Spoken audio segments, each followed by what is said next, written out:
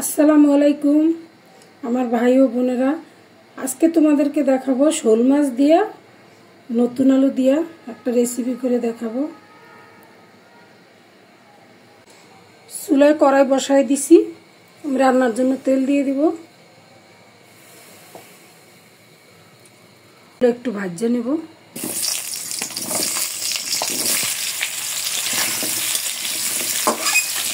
আলু ভাজা হয়ে গেছে, উঠিয়ে ফেলবো।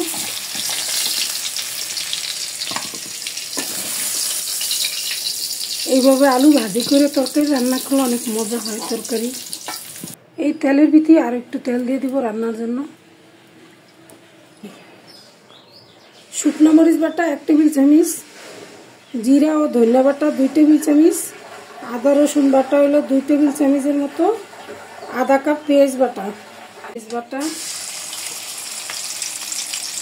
আদা,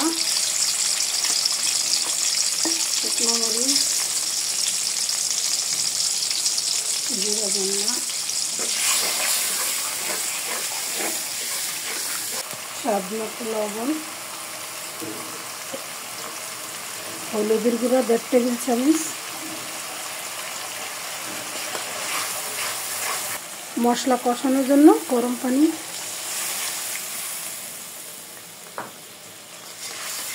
তেজপাতা দিলাম।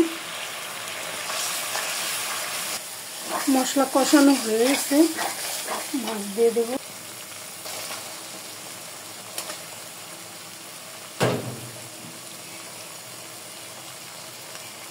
একটু গরম পানি দিয়ে দেবো মাছগুলো কষানোর জন্য।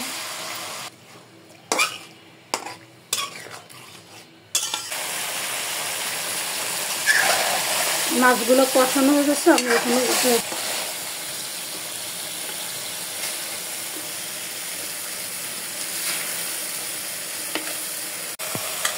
আলু দিয়ে দিলাম।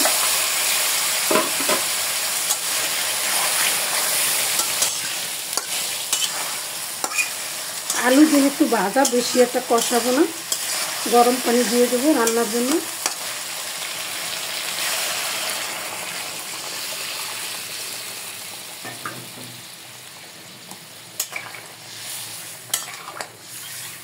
ঢাকনা দিয়ে দেবো 10 মিনিটের জন্য।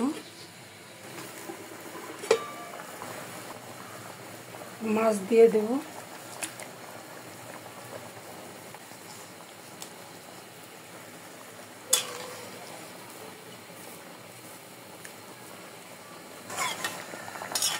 তরকারি প্রায় হয়ে গেছে, আর একটু রান্না করব। তরকারি হয়ে গেছে, ধনিয়া পাতা দিয়ে দিলাম।